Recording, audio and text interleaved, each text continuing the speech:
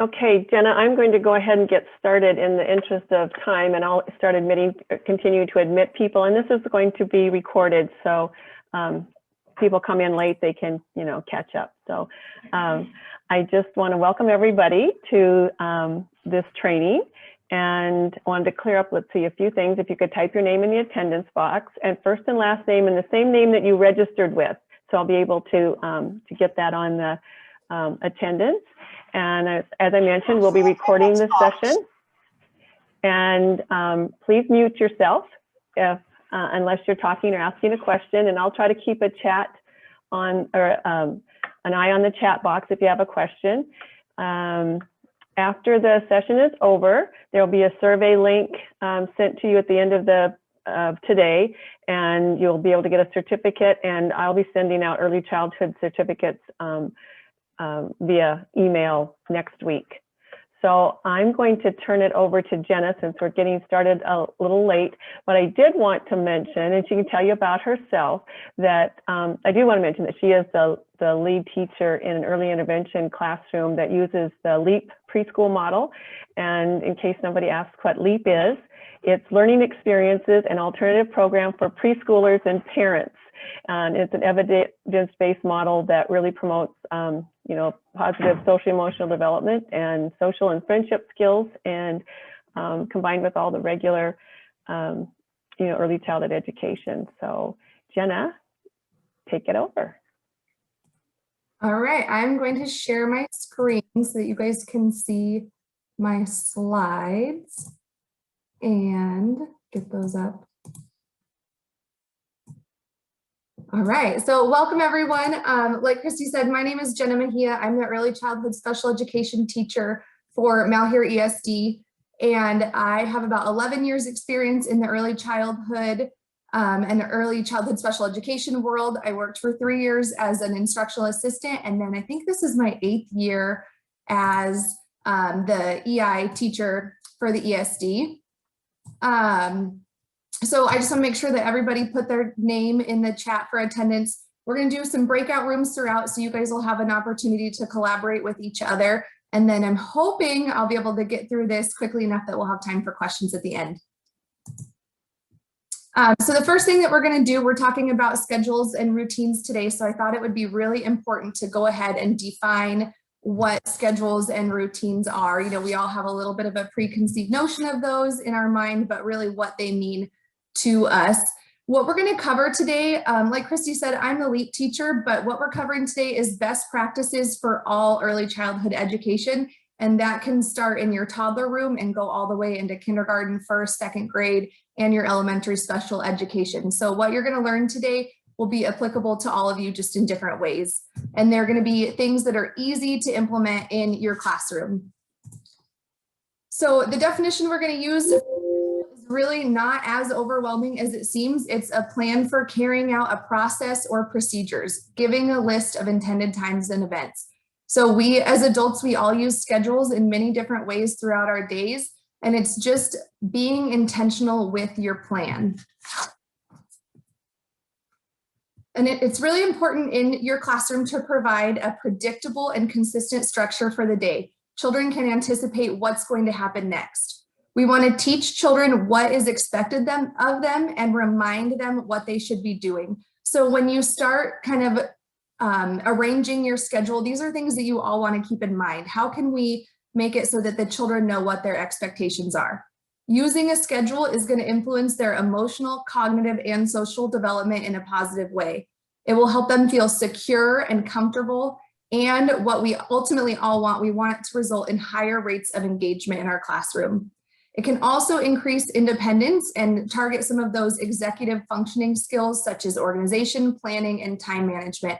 So things that they're going to use for the rest of their lives, we can set the foundation for early on. After we talk about schedules, we're going to go into routines. And a routine, simply put, is a sequence of actions regularly followed. So we teach routines throughout our day all of the time, often without even thinking about it. But if we can plan those routines and be really intentional with them, it can make powerful changes in your classroom.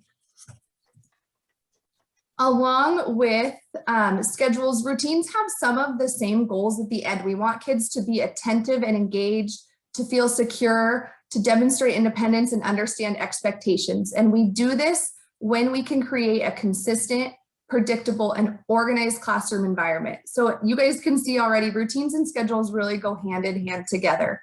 Routines can help executive functioning skills such as task initiation and working memory as well. So benefits for your classroom. You know, we often get so caught up when we get a new student in our classroom or a whole new group of kids on whether these kids are ready for our classroom. But when you get the schedules and the routines in place, that really makes the base for your classroom, and it helps your mindset shift. And instead of preparing the child for the classroom, we're going to have our classroom prepared for the child and for the children. Using schedules and routines is going to benefit all children in your classroom, whether they have special needs or not. And they're not just for students with challenging behaviors, but they're going to benefit every single kid that walks in your door.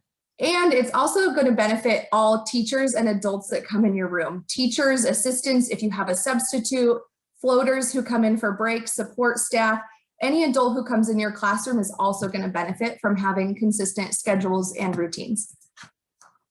So we're going to start by talking about schedules in the classroom. We're going to start with your general daily schedule and then get a little bit more specific if you have kids that could use just a little bit more.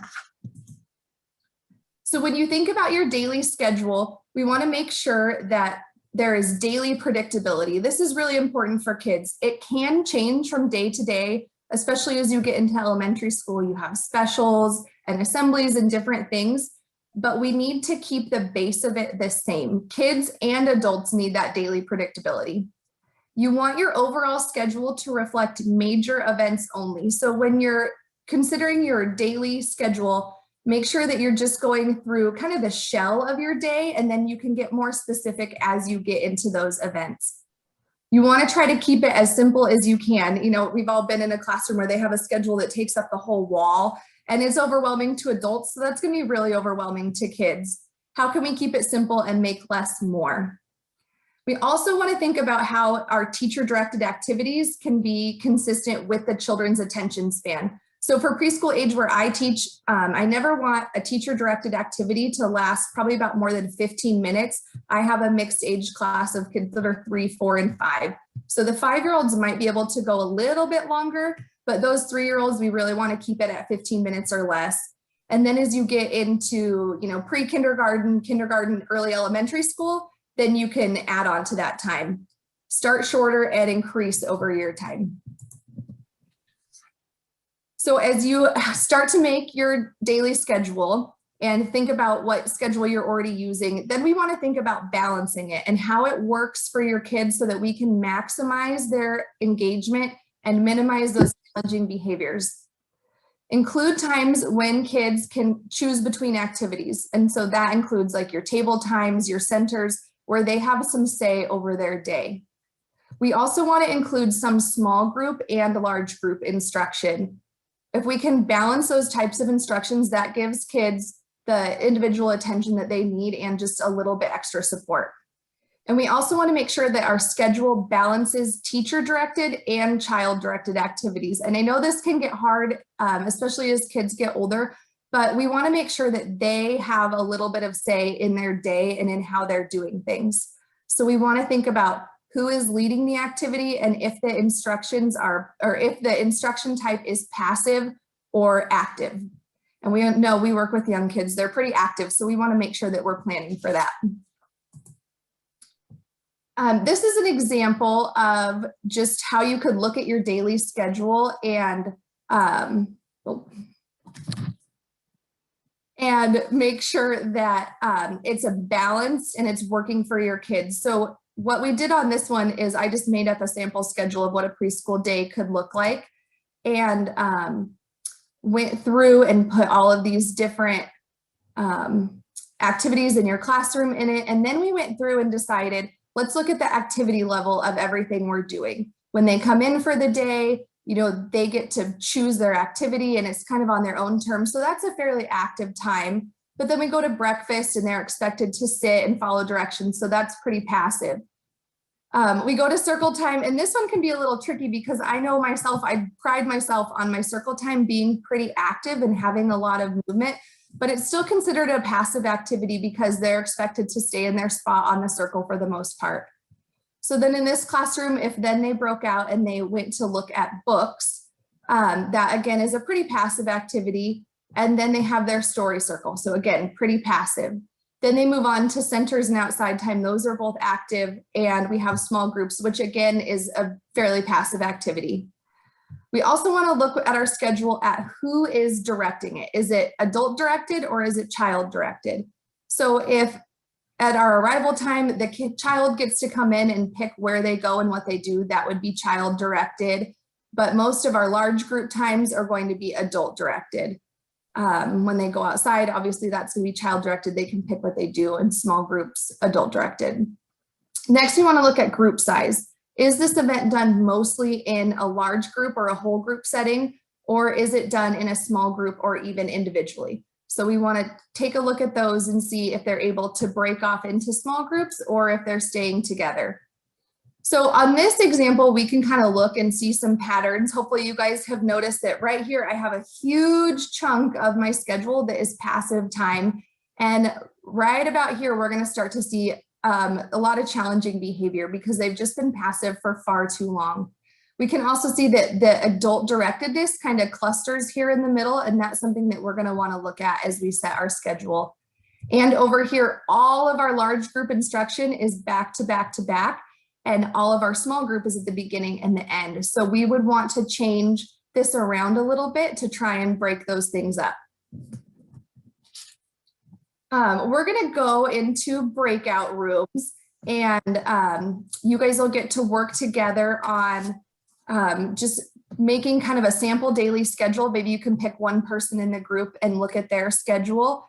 And Christy's going to put a link in the chat that you guys can all open. We just ask that you pick one person in your group who's on a computer. It'll work best from a computer, that will volunteer to share their screen. You're going to, in the document, go to file and make a copy so that you guys all aren't editing the same one. And just make a copy and practice this. Talk about whether you consider an event to be active or passive, who's directing it, and whether it's large or small group.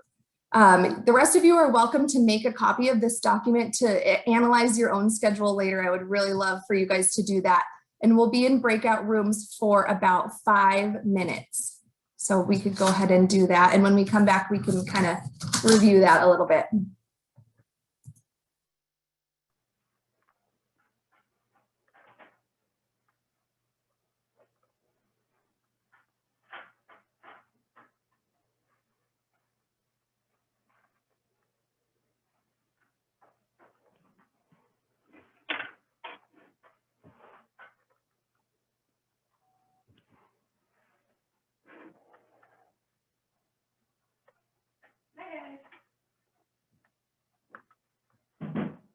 Good morning.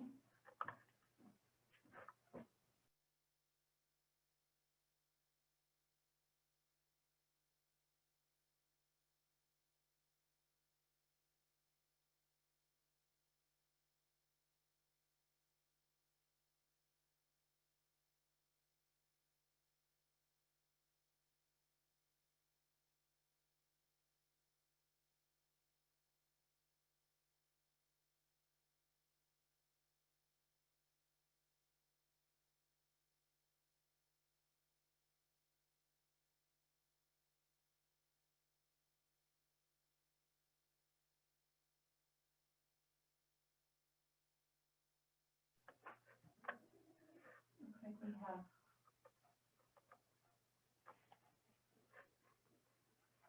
have, it's Kelly talking to Damiana, I think in another breakout room.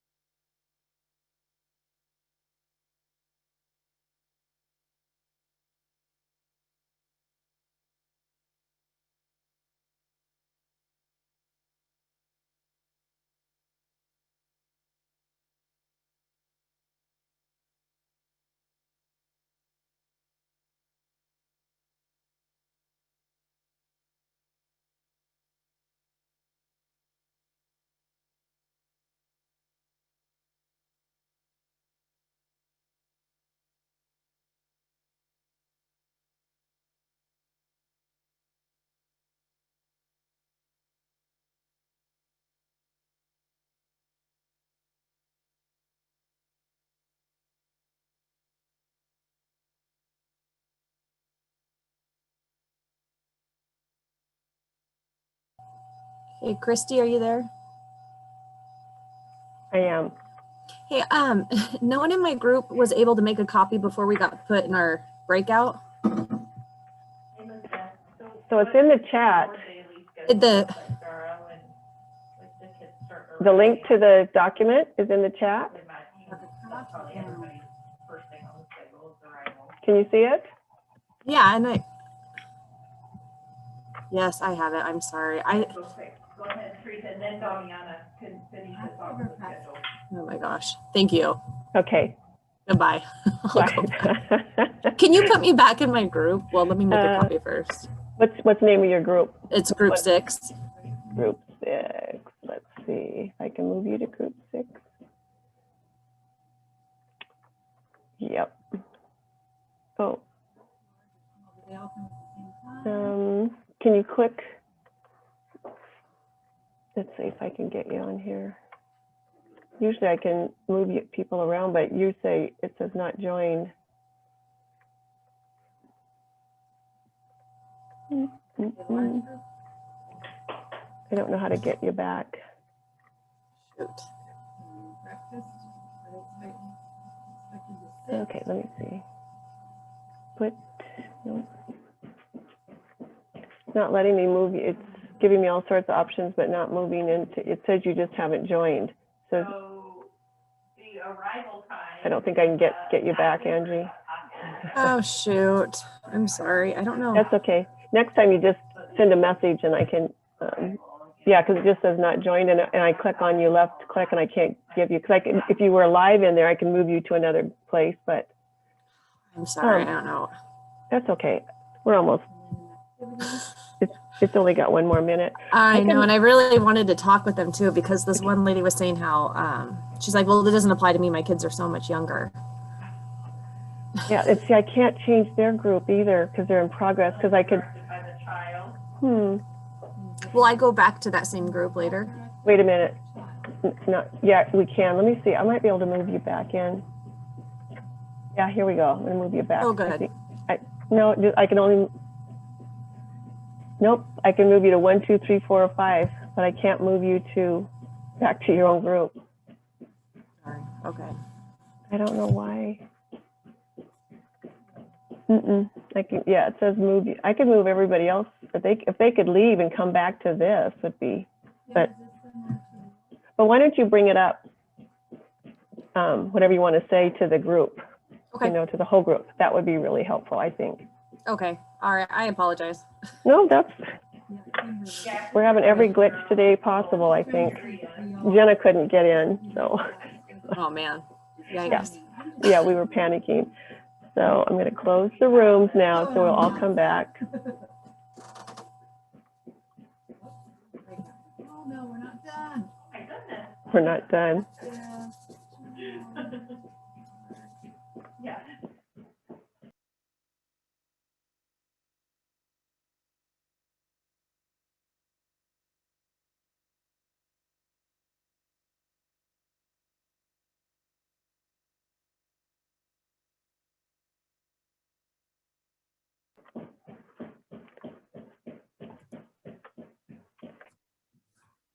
Did everybody make it back? All right. We had some technical difficulties in my breakout room, but we were just starting to figure it out, but that's okay. So if anybody, I don't know if anybody would want to share, if you guys felt like the schedules you looked at were very balanced, you don't have to, you can just give thumbs up, thumbs down. Or if you were able to see some areas in your schedule that you felt like maybe could change, or just the way that you do things in order could change. I think it's a helpful thing to do with your team, especially just to kind of look at the way that your day is organized. And I think you might notice that some of the problem areas are probably in the areas that lack a little bit of balance. Okay, I'm going to go ahead and share my screen again. Jenna, do you want to talk a little bit about, I know you do preschool, but people that have younger age, like a toddler group, what would you say if someone said, well, this wouldn't work for, you know, if I work with toddlers, they're younger? Yeah, absolutely. I think that, you know, with kiddos that young, absolutely going to have to just adapt a little bit. And at their age, your large group instruction and your adult directedness is going to be much shorter. And your child directed balance is going to need to be much, much higher just because of their attention span and their levels of engagement. Thank you. Yeah. Yeah, hopefully that was helpful. Did anybody else want to chime in at all? Okay, we'll keep going. So Jenna, this is Kim Looney. I'm Go ahead, sorry. Kim. No, you're good. Go. How are you? Good. How are you? Doing well. I just wanted to say, what a great chart. I love the idea of being able to look at and have a visual so that we can carefully, you know, space out those, especially the adult directed times, and give those kids time to just blow off steam. So thank you. Absolutely. Thank you. I'm glad that you guys liked it. I think, you know, and it's so adaptable. It can be used. All of you guys at the Relief Nursery could use it for your own schedule and find, you know, a different balance and decide how you want to tweak it personally. So it really is able to just show you what your schedule looks like and you can reflect on it from there.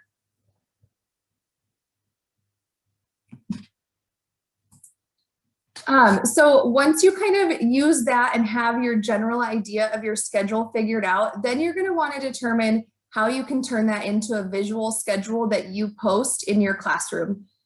We always want to have your schedule posted, but I also have to make sure that we refer to it. So it doesn't do anybody any good if it's just sitting on the wall, right? We need it visually displayed for children and for the adults. It keeps us all on task. And then when people come into your room, they know what's going on. You want to make sure that when you have your schedule set that you are reviewing it with your class and teaching it to them. So especially before and after events is a good time to just review it, and at the beginning of the day, talk about what your day looks like, especially if you're an elementary teacher and it changes from day to day. So you want to talk about what specials you have or if there are any events that are going to look different. If there is a change, we want to make sure that your schedule reflects that. So instead of just saying, well, you know, it says outside, but we're staying inside today, you'll want to have a system set up so that you can take that off and make the change visual for the kids so that they can see it, and you're going to verbally address that as well. Allow for the schedules to vary if they need it. You don't want your schedule to be laminated and something that you can't edit. It kind of needs to be a little bit of a working document, and have a plan for how you're going to show those changes. It's always nice to have a few extra things ready just in case, such as, you know, assembly, fire drill, earthquake drill, and things like that, so that you can warn the kids if that might be coming. You want to have a system to show that the events are completed. So how will the child know that that's done and that's not something that they need to think about anymore? You can use mini schedules if needed, because your daily schedule is going to be pretty general, but those would be something separate and something posted either at the child's desk or in a different spot of your classroom. And if you can, you want to make it so that the children have a choice with visuals for some of the activities. So something that they get to pick. In my classroom, we do that at center time. They get to pick the visual of where they want to go for that event in our schedule. These are a couple of examples of schedules. The one on the left hand is the schedule in my classroom. And the events in the middle are all on Velcro, so I can remove them and change them out if I need to. So if we're staying inside for recess, or we have special birthday snacks coming and I need to move snack, it's really easy to just swap those out. The schedule on the right is from a friend of mine who teaches kindergarten, and she uses a pocket chart. And because they're learning time, she's got clocks on there as well. She just uses a dry erase marker, so it's really easy to change if needed. And she has like computers as her specials. So behind computers, she has all of the different specials and she can just change it out for the day. We also want to make sure that they're posted at eye level. Both of these examples are posted at the child's level. You can see I teach preschoolers and mine is almost on the floor because that's the level that they see best at. This is an example of another visual schedule that I use in my classroom. So we have the main one on the wall that stays there. This one we review at circle time several times throughout the day. just to see where we're at and what's coming up. So these right here on the left-hand side are all on Velcro, and we can kind of take them off and talk about them. My friend in the last side, she puts check marks on things when they're done and they talk about it as a class. Okay, make sure I share my sound. So next I'm going to do a video, and this is how my class checks the schedule as a whole group. How about Andrea? Andrea, come check our schedule. Do we have table time? Yes. Table time is all done.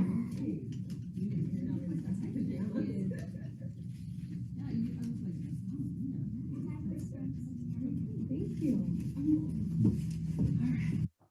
So you can see this is something that we do multiple times throughout the day. It's child-led, so she is the one that's directing it, and all of the kids have the opportunity to be engaged. You know, we talk about, did we have it? Yes. And then it's all done. She puts it in a pocket at the bottom of the easel that says all done, and it just lets the kids know what is finished and what's coming next.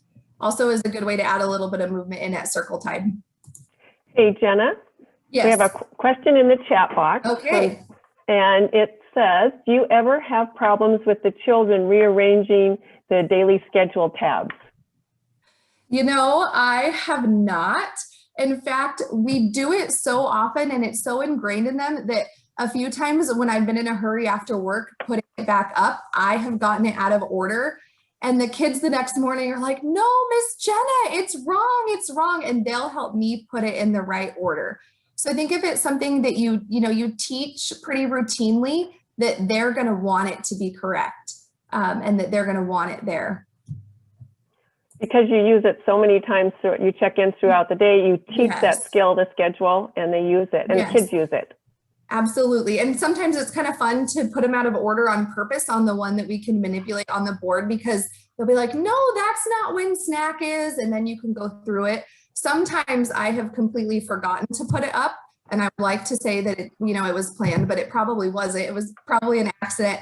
And so then we'll go through, okay, how do we start our day? Well, we have table time. Okay, do you guys remember what comes next? Do you guys remember what we do after snack? What comes last? And it's just a great way to practice that routine with them.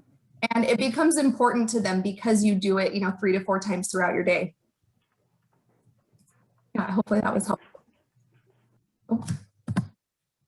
So when you're developing your visuals, they have so many benefits through your classroom. And the number one thing that I know a lot of us would like them to do is to prevent challenging behaviors.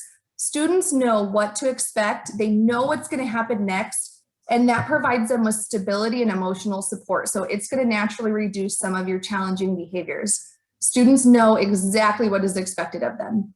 It also supports and increases communication, especially with your students who might struggle with that. It increases receptive and expressive communication. It can enhance memory, similar to adults, how we have grocery lists, to-do lists, or maybe how we use a planner or the calendar on our computer. And the nice thing about having a schedule is that they're static, which means they remain present even after the words are spoken. So I can tell students that we're going to centers next, but if they forget, they can just look up at the schedule and they know what's going to come. They can refer to it independently. Teachers can also refer to them without having to add an additional verbal. So if you see a kid that's kind of wandering, you can refer back to your chart without having to give an additional directive. It's most beneficial when it is paired with spoken language, or you can use sign cues as well, if that is helpful in your classroom. So some tips for when you're making schedules, whether those be your classroom schedule or mini schedule, is that you want to determine where your kids are at. For like your younger toddler classrooms, you're definitely going to want to use either objects or photos. So in this example, I just picked lunch. At an object stage, you would want it to be, an actual lunch box, a lunch tray, or something that really represents lunch to them. When you get to the photo stage, you want to use real photographs, preferably of your own classroom if you can. Then as kids get a little bit more advanced in their communication, you can use the picture symbolic stage, which in the middle is the colored line drawings. You can use PECs or clip art, simple Google search. Teachers Pay Teachers has a lot of options. And then as the kids get more advanced in their communication, you can switch to the line drawing stage, or even just the simple text stage as you get kids that are readers. I find that still pairing it with a visual is helpful just for them to fall back on, especially when they're under stress.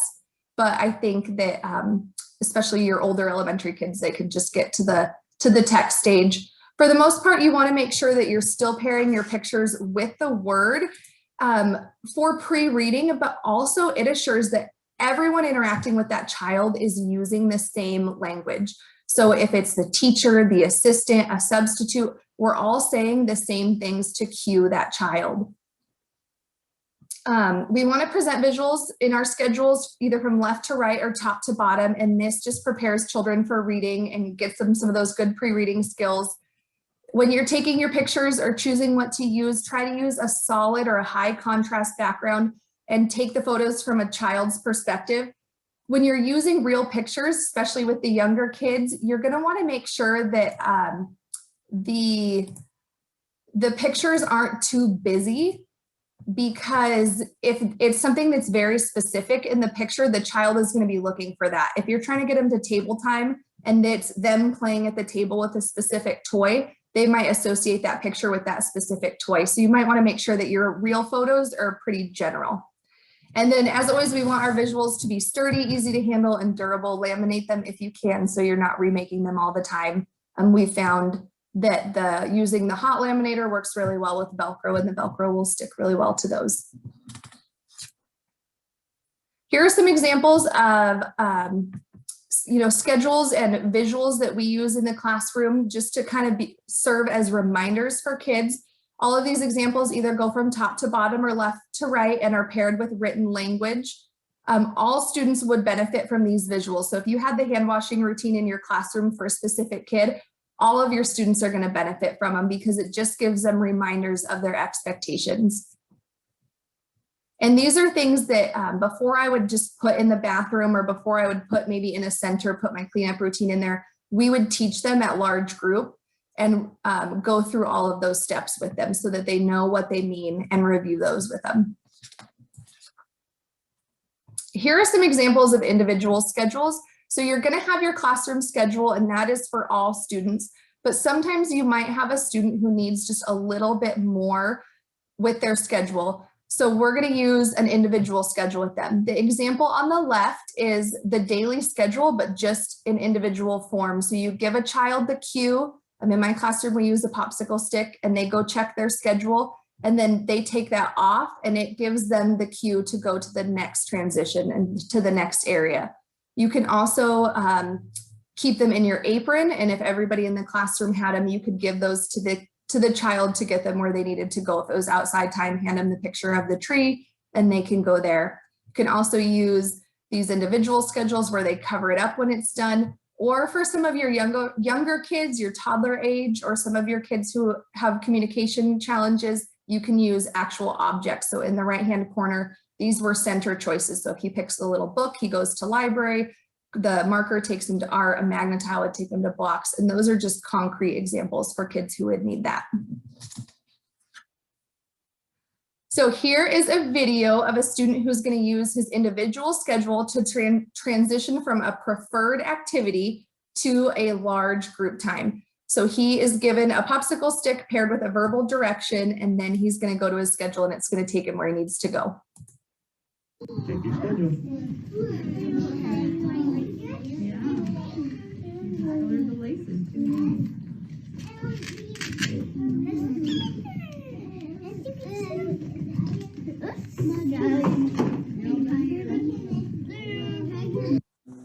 So we had previously had a pocket in a different location, and now we're having them go to their specific spot. And so you can see him, he starts to go to the old place, and then you hear him go, oops, and he goes right back where he needs to go.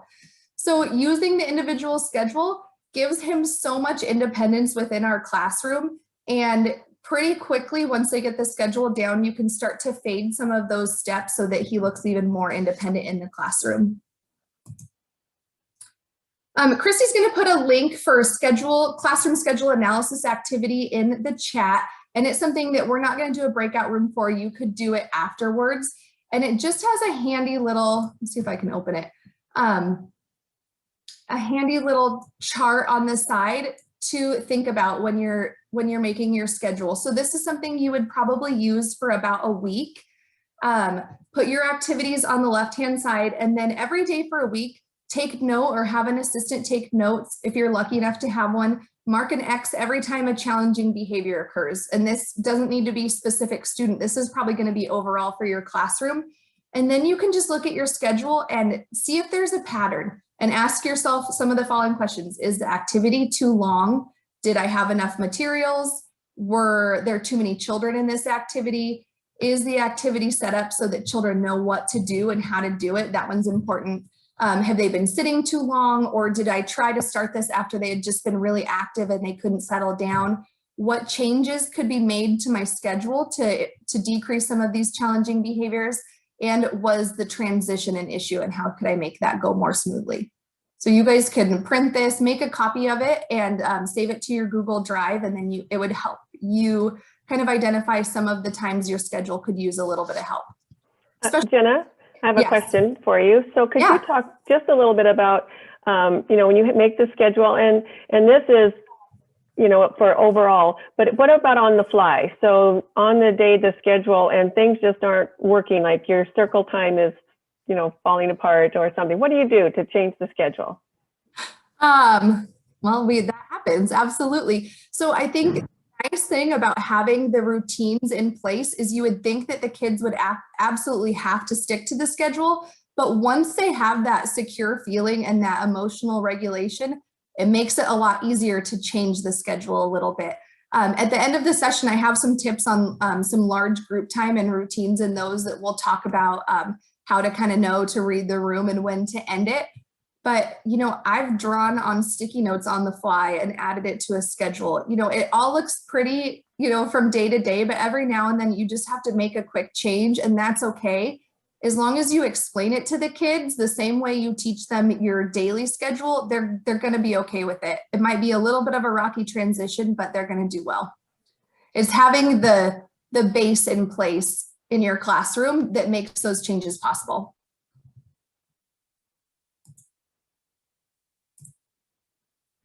So this is a schedule checklist, and at the end of the session, Christy is going to give you guys a link that will have all the checklists on them.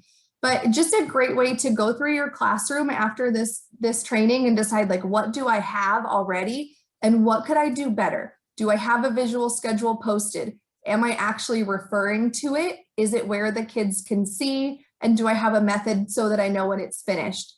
And then how can I look at my schedule and improve that? So I think the checklist will be really helpful for you guys. You guys will get that at the end. One big part of having schedules are the transitions that come along with it. And I think that those can be a difficulty for all of us in our classrooms. So transitions occur when children move from one activity to another. This can result in confusion, frustration, and challenging behaviors. The more children can predict and participate in the schedule and activities, the more likely that they're going to participate in the transitions and that they'll go smoothly. Planning and preparing for transitions includes developing routines and teaching children what to expect during those transitions. So an example of a transition would be, circle time is all done and now it's time for us to go to centers. They have to transition into those. So how can we improve those in our classrooms? So I'm going to give you guys a few strategies on those. And the first one is preparation, which is so important. We want to provide cues to kids before transitions. Verbal is going to be your first one. You want to prep them, provide warning, and let them know what's coming. So and that goes for the whole class, not just your students who struggle with transitions. You also want to pair it with a nonverbal cue. So some classrooms might flash the lights in the classroom, and that's also a way to get a good helper job in there. You could ring a bell, have a song or a little dance that you do with it, some movement. In my classroom, the light switch is really far away, and we had a student who he did not like our bell at all. So we kind of had to on the fly Amazon a little battery operated doorbell to our classroom that's worked really well and has been helpful. So that is a good nonverbal cue for us. And make sure that you're providing directions in multiple languages if you have some kids who are English language learners or could use some sign cues. The next step for your transitions are planning them. So as you looked at your schedule, you probably are able to eliminate and limit the number of transitions in a day. We want to plan your schedule so that kids have enough time to finish the projects and activities before transitions. So when you're planning something, think, are we going to have time to finish it? And if not, that's okay. Sometimes we run out of time, but let's prepare the kids for that ahead of time so that they know this isn't going into their backpack right now, or it's not something they're expected to finish to completion. If you have extra adults in your classroom, you want to make sure that you plan for what each adult will be doing during the transition. So in my classroom, for example, we go from snack to outside time, and our cubbies are on one side of the classroom and our door to outside is on the complete opposite end of the classroom. And we have 3 adults.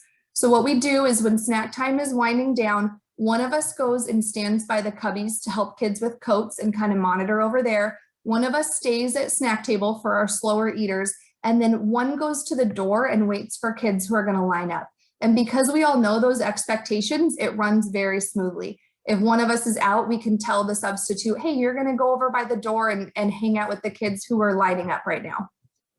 We also want to make sure that you learn and use the basic phrases, again, in necessary languages or in visual cues.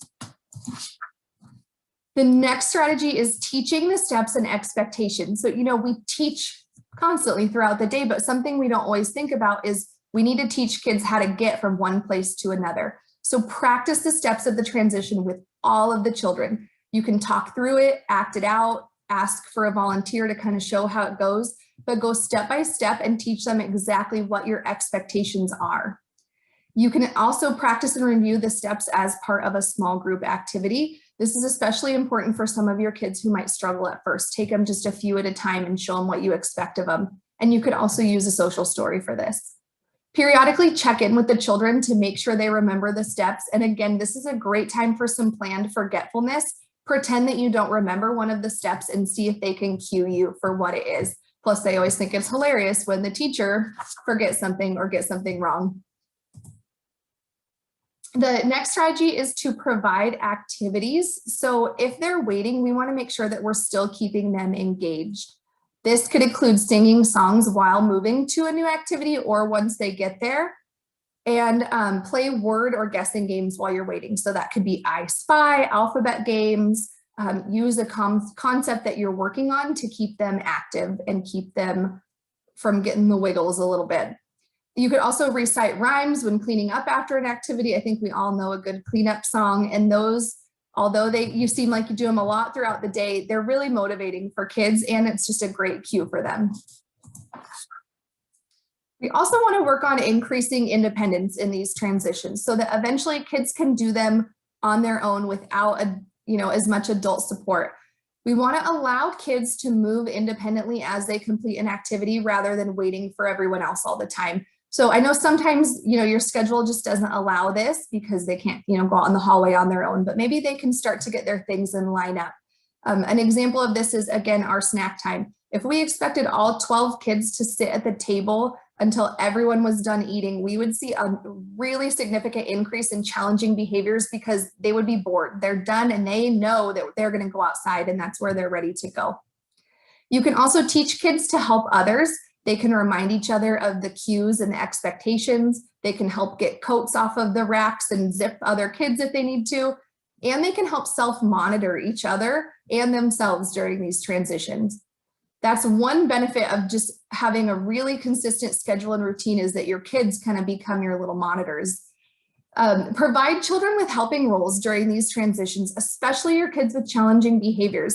You can give them a preset job, help them carry things, hold the door, whatever you can do to get them involved in that transition. We want to make sure that we're giving positive attention, especially during these tough transition times. So if you have a kiddo who, could use a little bit of a reminder, instead of giving them a directive, try giving some positive descriptive feedback to somebody who's doing it well. So in this example, Hayden, you did a great job cleaning up snack and moving to the carpet. It's positive and it's very specific, instead of just saying, hey, good job. Well, they don't know what they did a good job for, and it's not very motivating to their peers. In the other example, Marcos used his good walking feet to go wash his hands. I just said that to Marco and I gave him a positive reinforcer, And I also reminded everyone around him that we're going to wash our hands and that we're using our walking feet to get there. We want to keep it positive and make sure that we're specific. So those are great for all kids, but we know that we still have some kids who might just need a little bit extra support with transitions. And for those kids, we might want to provide an individualized warning. So this could be just a little extra warning before the bell, an individual timer, or a time timer. If we do a 5-minute warning to the whole class, maybe you go to this kid and give him a 1-minute warning right before you go and ring the bell or before the activity's over. Use photos to help the child anticipate what is next if you can.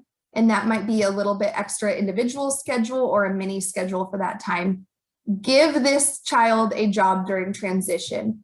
And it doesn't have to be a big fancy job. It can be the easiest thing and they're going to be excited and want to do it. Use a transition object if that is something that would be motivating to them. Just make sure it's something that you plan ahead of time so that you don't have transition objects end up all over your classroom. Use a personalized social story and use it ahead of time so that they've read it, they know what's coming, and it's not like in the middle of chaos. Increase your positive descriptive feedback, especially important for kids with challenging behaviors. Even if they're doing, 2 out of your 3 steps incorrectly, praise them for that 1 step that they're doing right, because that's going to be the most motivating and the most helpful for them. You might also allow this child to transition before the other child. And if they are struggling, that's a great time to implement an individual schedule for their day.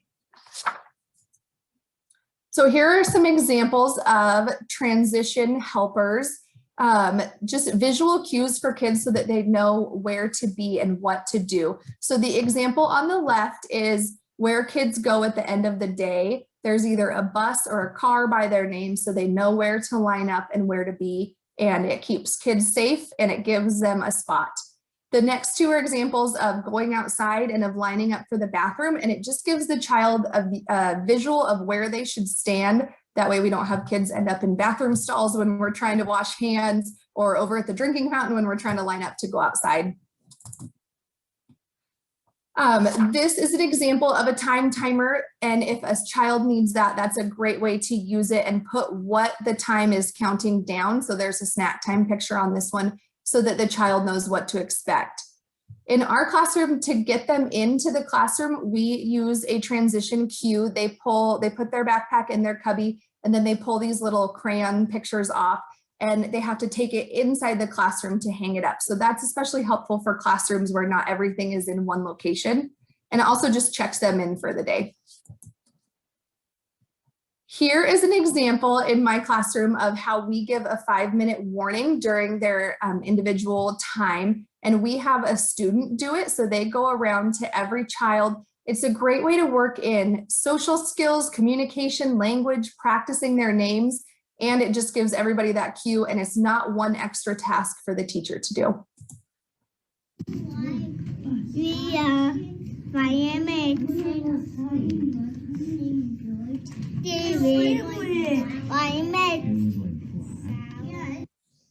So that was pretty short, but he'll go around, and if it's his turn, they do all 11 other kids in the classroom and give them a cue. It's just really good, and it helps the other kids that, we want them to make eye contact and acknowledge them back. So we're able to target a lot of social skills in one really simple routine.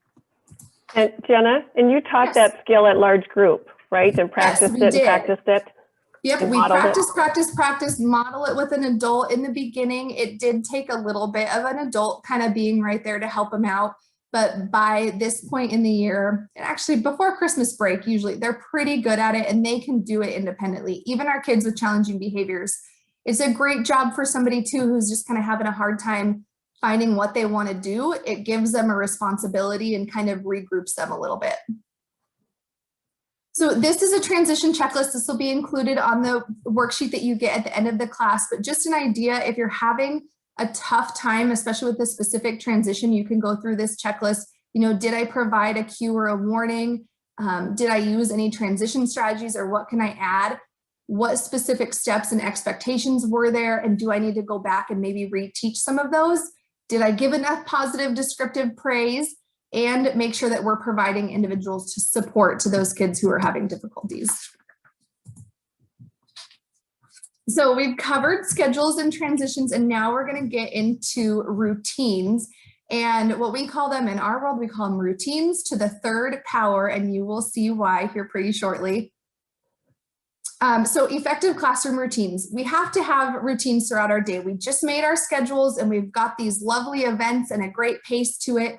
They're so necessary for a helpful for a consistent, predictable, and organized classroom environment.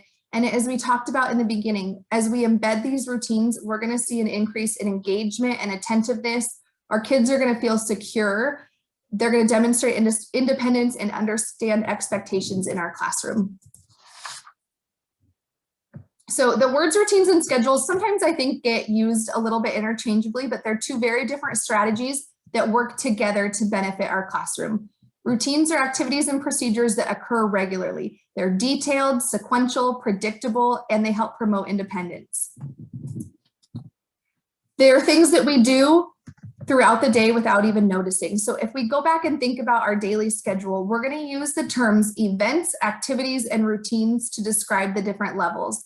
The core things you do over the course of your day are going to be called events. Those are the things we just talked about in our schedule. The big picture, the main components of your daily schedule that happen every day. So if we think about what events our day included, we just went through those. They could be math groups, small groups, circle time, recess, specials, your dismissal and arrival, all sorts of different things. The next step down is going to be activities. These are the things that happen within our events. They represent the steps needed to complete that event. So if we took the event circle time, we could think about some different activities that go on within those. You've got calendar, you might sing a welcome song, you do a friendship lesson. Those are all different activities within that event. And then as we think about those activities, we break those down even smaller into what we're going to call routines. Routines represent the incremental steps that are part of an activity. They are the small things, and we do a lot of them throughout the day. But when your students know these small routines, they have a huge impact on the big things. So here is an example of my daily schedule on the left-hand side. Those are my events, the big part of my day. We picked one of those events. I picked opening circle, and that is broken down into the activities that occur during that opening circle. So the activities in the event are the greeting song, circle time rules, calendar, friendship lesson, word of the week, school rules, and center choice. So you can see that is one event, but there are several things that happen during that activity. And then we break that down even further into routines, and we can see that in just one small activity or section of that activity calendar, we have 5 more routines that we're doing consistently through those. So we roll our movement die, and then we use that to clap and count the date. We add the day, do a days of the week song, and then review the day's date. So when you break your schedule down like that, it really helps you analyze what your routines look like. And this is an example of routines to the third power. We call them routines within routines within routines. It's my calendar within my opening circle within my daily schedule. Here is an example from a kindergarten classroom. So this was the schedule that we saw earlier on the left. Those are all of the events in their day. We broke one event, arrival and greeting time, into the activities that are involved in that. And you can see there were several in there. Greeting choice, hanging their things up, going to the tables, welcome song, lunch choices, announcements. This is a busy little kindergarten classroom. And then we broke one of those in that activity lineup for specials into multiple routines. They review their schedule. They check the completed activities. They show the clock and they talk about time, dismiss helpers, line up, and then they do a song that reminds them of hallway expectations. So just within one little chunk of their day, they did multiple routines that they need to teach those kids.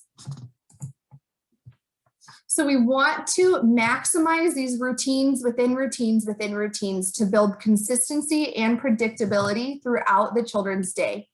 In our classroom, we try to ask 4 key questions. So does the child know, what am I doing now? How do I know I'm making progress? How do I know when I am finished, and what comes next? When children can answer all three of those questions, we see a huge increase in engagement, attentiveness, and independence, and we see a major decrease in challenging behaviors.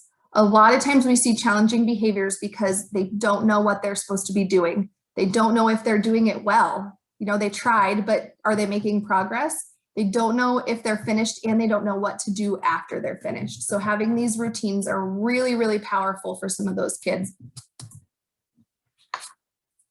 So we're going to look at a sample of routines to the third power. And in this example, we're going to go through snack time, right? That sounds simple enough. We checked our schedule at snack, but now what? Within the major event of snack, I broke it down into 4 different activities. So we have to wash our hands, we have to eat our snack, clean up, and then we transition to outside. When you break down those activities even further, I mean, you can see we have over 15 routines that we do in under 30 minutes in this little event in our schedule. If our students aren't taught these steps explicitly, or if they're frequently changing or inconsistent, they will not be able to answer those 4 questions. What am I doing now? How do I know when I'm making progress? How do I know when I'm finished? And what comes next? Routines need to be done many, many, many times before they're fully learned. This is something you're going to do every day so that the kids can get it down. So Christy is going to post a link in the chat, and we're going to do the same thing as last time. We'll go into breakout rooms and just ask that one of you would volunteer to make a copy of the document that she links, and then pick a major event and break it down into activities and routines. The rest of you are welcome to go ahead and also make a copy of this so that you could break this down later with teams at your own classroom. I think we'll have about 5 minutes again. Okay, so I have the link in the chat room, and some people weren't able to get in their chat rooms. Just don't forget to click join, because everybody was in a chat room. You have to click join to get into it. And some people said 5 minutes was not quite enough. So should we give them 6? How about 6? Yeah, that's fine. Okay. They said the link is not working. So let me go find the link and I'll post it in the chat. Okay, so I'm just taking it off of the one. I know, that's weird. Yeah. We'll try again. Well, Jenna, I think it just got kind of interrupted. Oh, okay. You see, just if you could backspace and put it with the rest of it. let's see. Yes.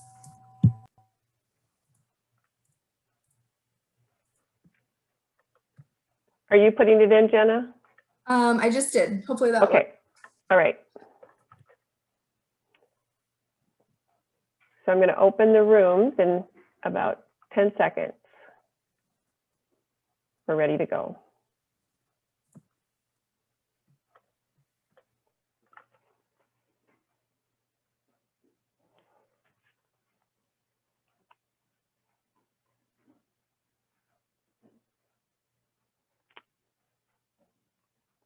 Oh.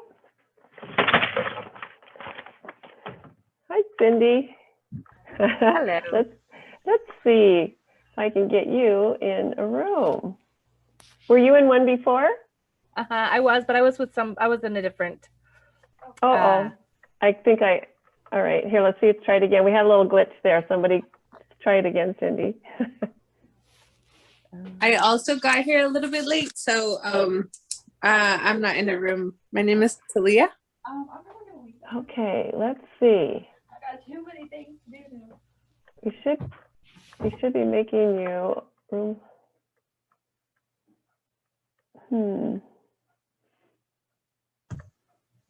We were in a room and then it kicked us out. Okay, so who is it?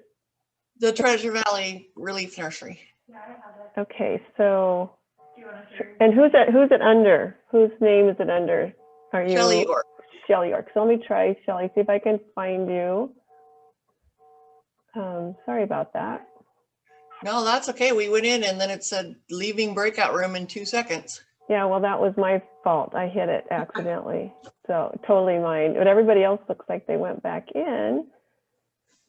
I don't see you on here, Shelley York. We might have to have our own. Oh, and it says not joined. See if I can move you back in. So is there a place for you to click join again by any chance? Because it says you haven't joined. It does, I don't see one. Yeah.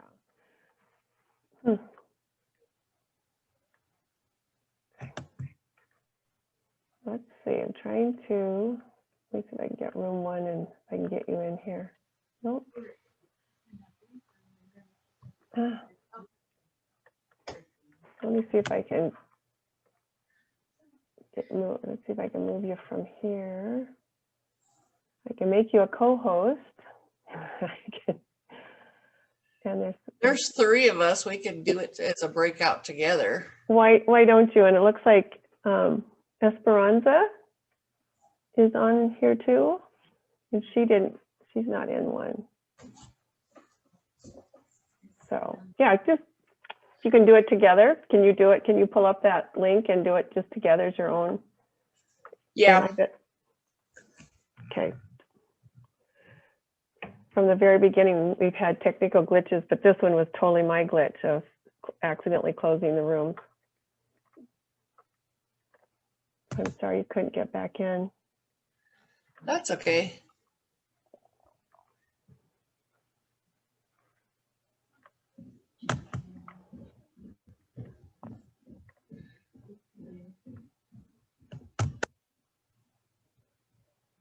Come on.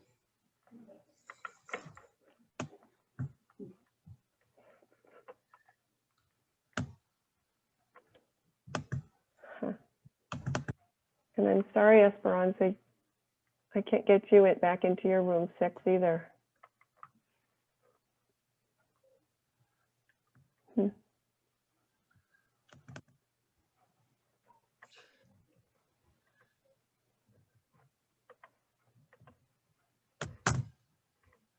No.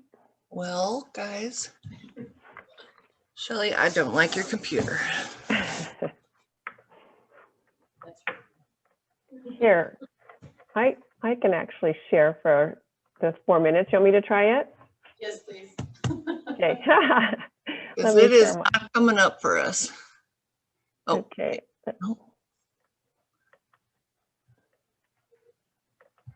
Share. Okay. No, don't leave meeting. Are you leaving the meeting? Did I leave the meeting? No. Oh.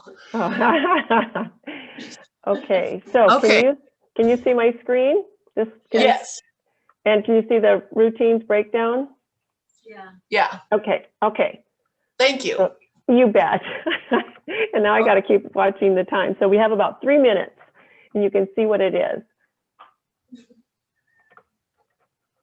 So if you want to take an event and maybe even just do the first, couple, what's an event, and then an activity, and then the routines to get to fill in. Yeah, we just lost everything. So we can still hear you, but we can't see it. It's on our end, obviously. Okay. Hey, we're trying. Okay, I'll stop sharing. Can you see me? No, can you see me? See anything right now. Oh, you can't even see me. Okay. Well, see, I'm not the only one that's having technical there's just a little, it's the Friday before Easter and everybody wants to be anxious to go. Maybe that's it. Okay, let me find my Well, now it's decided that I opened that document like 20 times, apparently. Well, you do like I do, just keep clicking, thinking that's going to make it work. Okay, I gotta. Then you have to be down at the bottom where The Zoom thing is down here. Oh, there she is. Okay, we'll just. There she is, but out of here. Right there. Oh, right there.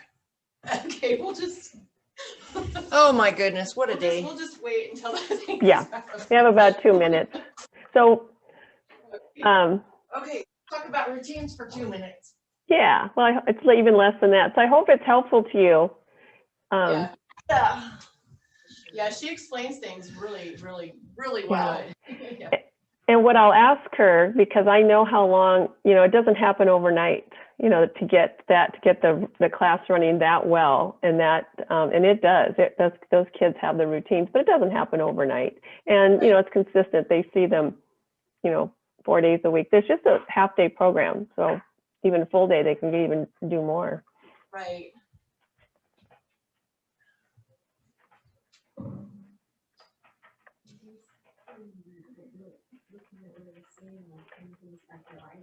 Yeah, we have them up too high. Yeah, I put that on the list. We need to lower the schedules. Because like, yeah, some of my kids will get up on the chair to look at it. So then you're like, get down on the Yeah, chair. we don't stand on chairs. We get on the floor. Yeah, so.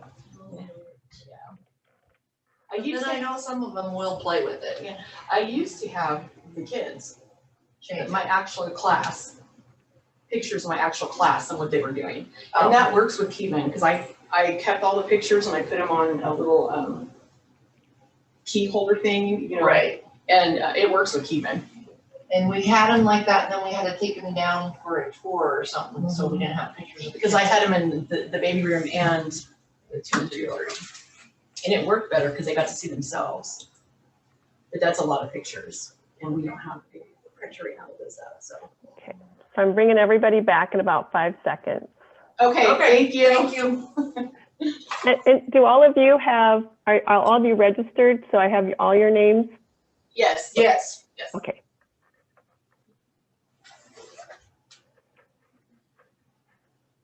Yeah, I print up the charts and lower All right, hello again. charts. I'm gonna share my screen again. Well, you're gonna have them on there like 50 times. No. And so were you guys able, hopefully, to identify all of the events and routines and activities in your thing and kind of give me a thumbs up or thumbs down? Was it easy to do, or was it a little bit more challenging than you thought it would be? Good, all right. I know in our group, we talked about how, you know, we picked dismissal as the activity because that was something that we all had, and it seemed like dismissal should be easy, right? But we were able to find 3 activities and 9 routines to go along just with dismissal. So hopefully the activity allowed you to see how many routines you have through your day. I think this is a really good thing, again, to do an analysis on your own classroom or with your team, just to see the routines that are expected of the kids. Have we taught them, and are we all doing them the same? So we have 3, sometimes we have 4 quite often in our classroom. And do we all know the routines? Because if we don't know them, the kids are never going to learn them. And hopefully you were able to see if there were any routines that maybe you need to teach a little bit more explicitly to kiddos to help them be successful in the classroom. I'm going to show you guys a video of a routine that we do. We have a little sign-in board that the kids practice on every day, and we progress throughout the year what they sign in. And then they have to put their stick in the cup when they're done, and then get the stick of a friend who is next and go and get their attention and give it to them and tell them it's time to sign in. So it's several routines all within one activity. And we practice this a lot, and this is a little girl who is pretty independent at it.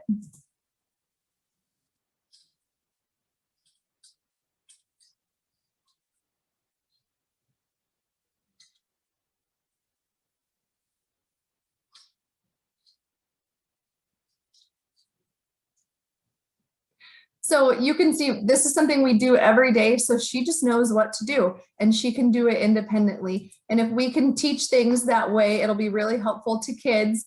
Here is an example on the left of 2 little boys who are doing their own circle time. So we do a story repetitively, and we have routines within our story. And because we do that so routine oriented, routines to the 3rd power, this student is able to direct another student on the story, and they are doing that together. And then here on the right is a video of a kiddo who, in the beginning of the year, cleanup was challenging, but when we implemented the warning, the bell, and then a cleanup song with those routines, he is now able to clean up completely independently with just the cues that the rest of the class gets.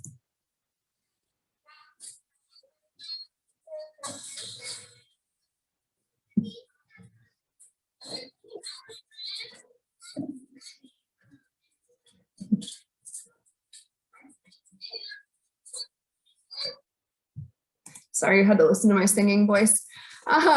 So one place where there can often be a lot of challenging behaviors that are pretty noticeable is during large group time. In preschool, a lot of times we call that circle time. In elementary school, you might call that morning meeting or large group or whatever you want to call it. It's basically your whole group instruction. And just some tips for creating routines in those and to help kids that need a little bit more support. So our goal for large group instruction is for it to be fun and engaging and also packed with learning while minimizing those challenging behaviors. So we want to remember that it is okay to be noisy. We want to give kids an opportunity to laugh, to talk, and to sing, and then also to have times where they're listening and engaged in what you're teaching them. Watch the clock. We want to make sure that, as we talked about earlier, we're keeping the times that are developmentally appropriate for the kids that are the ages we teach. So again, for me, this is about 15 minutes. And I want to make sure that what I'm doing reflects their age and is appropriate for their age, their interests, and their abilities. Provide a visual cue where children should sit, and this will help a lot with some of those difficult behaviors. Provide a picture, a carpet square, a rug spot, a color, or a shape. Whatever will help the kids remember that that's their spot and that's where they should be. Make sure that you have props and materials prepared ahead of time. Everything should be ready to go. Your books, your songs, your pointer, cubes, visuals, anything you need. That way they're not waiting on you. Use names or jobs to increase participation. A lot of classrooms might have a helper chart, and that's a great way to do it. Make sure that you keep it randomized so that it keeps kids engaged. And switch up who gets to do what so that they're constantly doing something different, and that keeps it a little bit more engaging for them. Get kids moving if you can. We never want them sitting for too long. So if you can introduce some motor actions or a motor cube into what you're doing just to up a little bit of movement as much as you can, that's really helpful. And to meet all children's need at circle time, shorten the length of time if needed. Start a little bit shorter and just the basics of your routines within that activity, and then increase that as you see their engagement increase. And also make sure that you're reading the room. We had a day right before spring break. The weather was finally nice. Kids were just antsy. And I could tell that, circle time could go two ways. It could either, it could be a disaster because they were just a little bit antsy and not focused, or I could kind of scale things back a little bit. We could do it quickly, but it would still be engaging and successful, and then they could get a little bit of movement out of them afterwards. So I always suggest to read the room and be adaptive with your own schedule. Provide adaptive seating if needed. Cube chairs, wiggle cushions, and different chairs will be helpful. And strategically place your adults. If you're lucky enough to have extra adults in your classroom, kind of give them a spot of where to be. Make sure that the adults are not a distraction, that they're not sometimes louder than the kids who are chatting, and that they try to use nonverbal or visual cues as much as possible. Have them stay behind the kids so they're not disruptive to your large group. And if you can, use zoning so that they know kind of where to be. Maybe if you have two, have one do the right-hand side of the circle and one do the left-hand side. Use individual visuals if needed. A student might need picture visuals or rules posted close to their spot so that they make sure they're staying on task. And for kiddos with challenging behaviors, give them a special job, especially if it involves movement, kind of getting them out of their spot and getting them to do something else. Decide whether they always get the same job or whether it will vary. And I strongly suggest kind of stacking your deck. In my classroom, I pick from their names. And the kids that might need an extra turn every now and then have a little extra piece of tape on the end so that I can go and grab, oh, you know what, he needs a job right now. Oh, hey, I just happened to pick him. What a coincidence. And he gets the help, the movement that he needs to help him be successful and stay engaged. And make sure that you're consider your seating arrangement. Move them if you needed to. If you're getting frustrated with two kids next to each other, after class, kind of move their spots around and make sure that you're always thinking about your seating arrangement.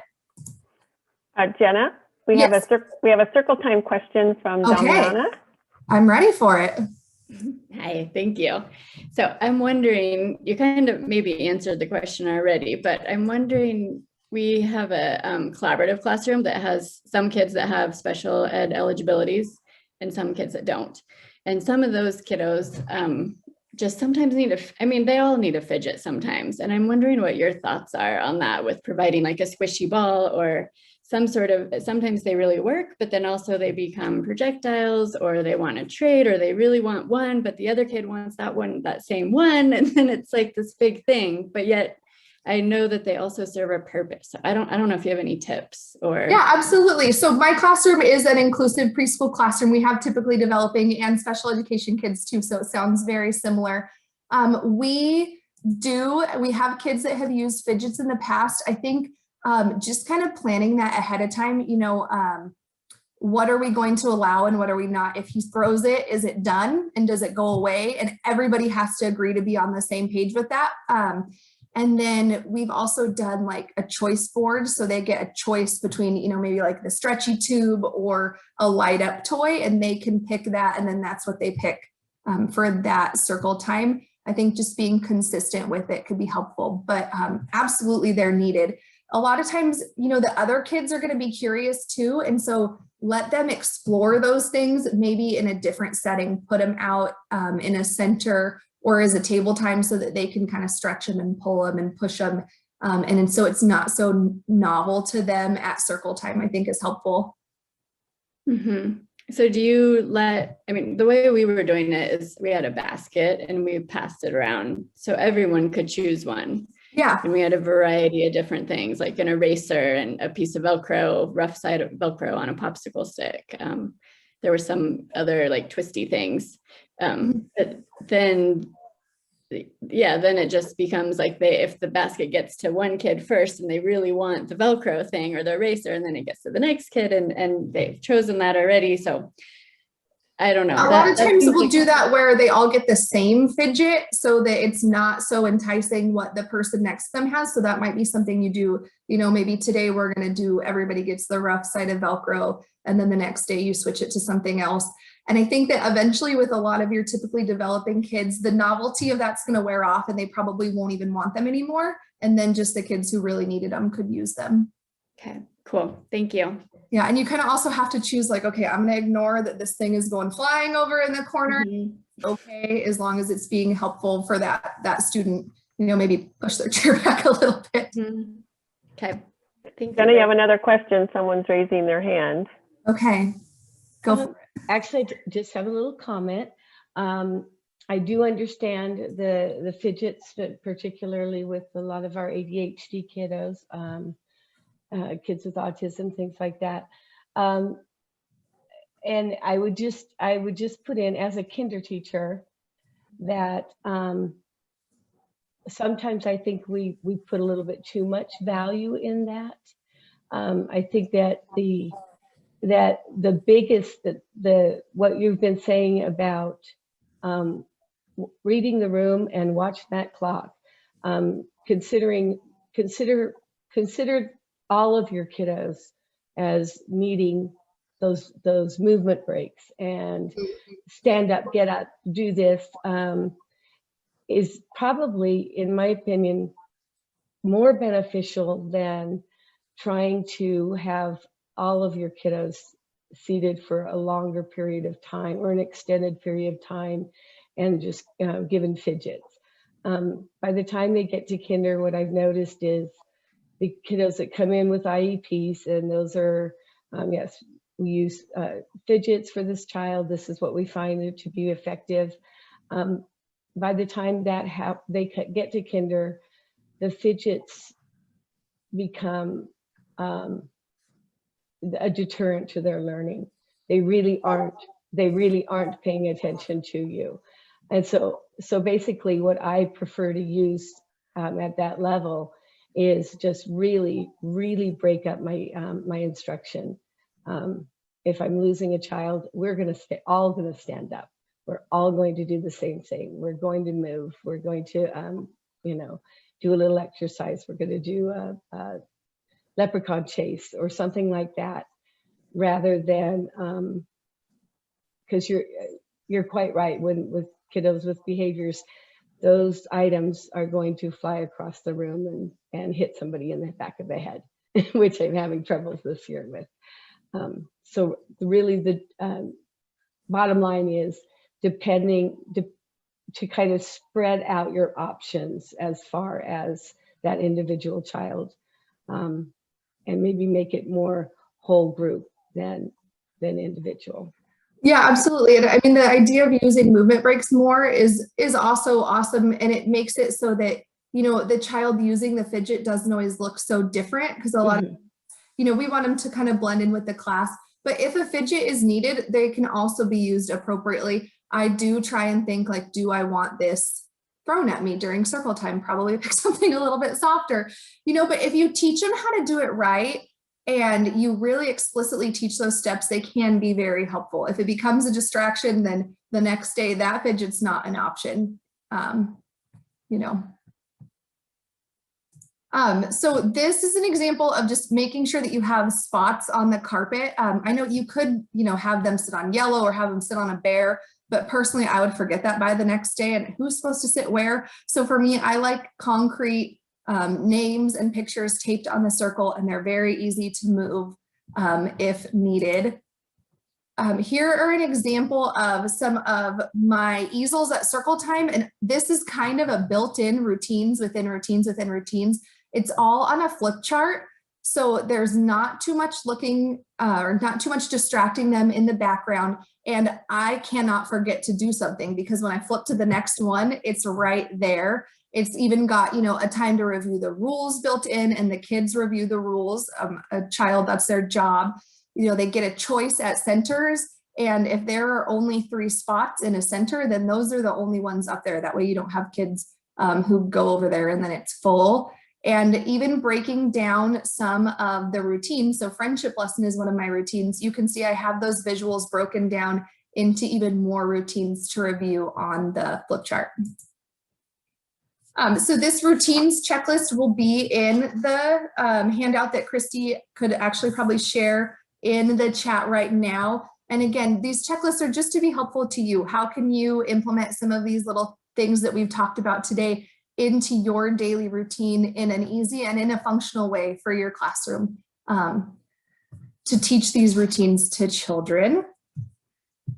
I think I did pretty good on time. We have a couple minutes if anybody has any more questions. Oh, Erin Hartley, I love you. Yeah, if anybody else has any questions, we've got a couple minutes.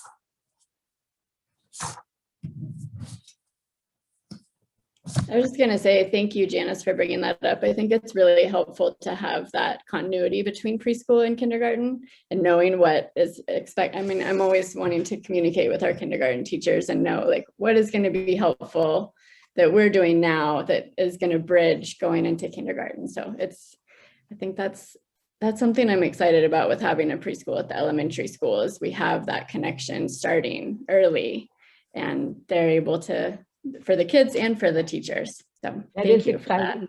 It is exciting, and I've worked in started out in a district that had a Ready Start program in the district and in the schools, and it is nice, and I'm excited for Ontario, so to be trying it out when they get to that. So I have a quick question for Jenna. Okay. So where do you get your visuals? Mine are mostly from Teachers Pay Teachers. Okay. Use, I mean, honestly, you could just do a Google search and make them yourself in Google or in Word, but usually you can find like, you know, a calendar printout for pretty inexpensive. If you have access to lesson picks, they have some great visuals on there that you can use. If you know anybody that works at the ESC, I could help you.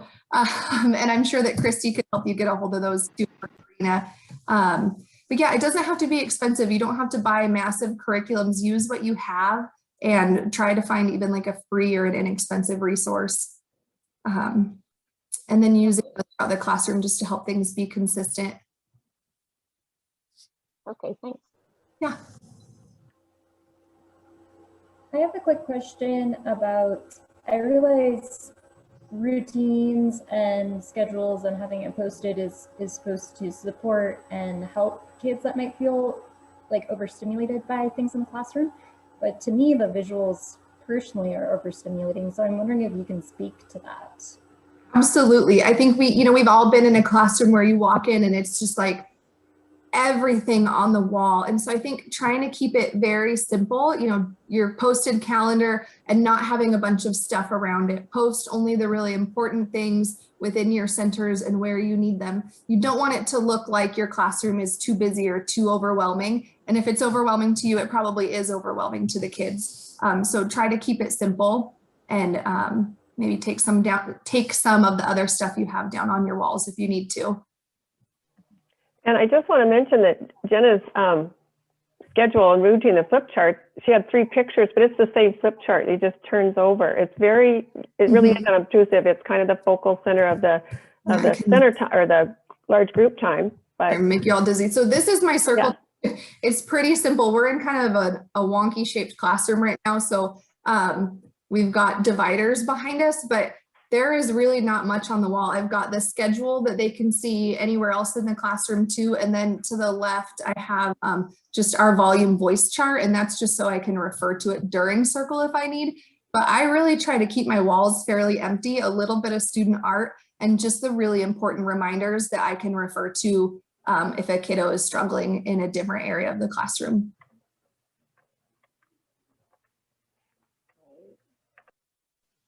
It looks like a room that has a lot of function to it without a lot of extras. That looks really absolutely really effective. I think simple is always better. Personally. Okay, our time's up, and we have to have time for lunch and to move on to the next session. So I want to thank Jenna especially, and I had lots of more questions, but I think she should be doing some more training about teaching friendship skills and social skills and all those kinds of things, because it's just fits with this really well. So hopefully she'll be doing that in the future. But thank you everybody for attending. And did you get the link in the chat box? And if not, you can ask, email me for it, or Jenna, and we can get it to you. Yeah, absolutely. Thank you guys so much for attending this. I really appreciate it. I know there are a few more resources on our ESD website that you're always welcome to go look at as well, but I am always an available resource to you guys if you ever need it. Thanks. Bye, everybody. Have a good afternoon and a great weekend.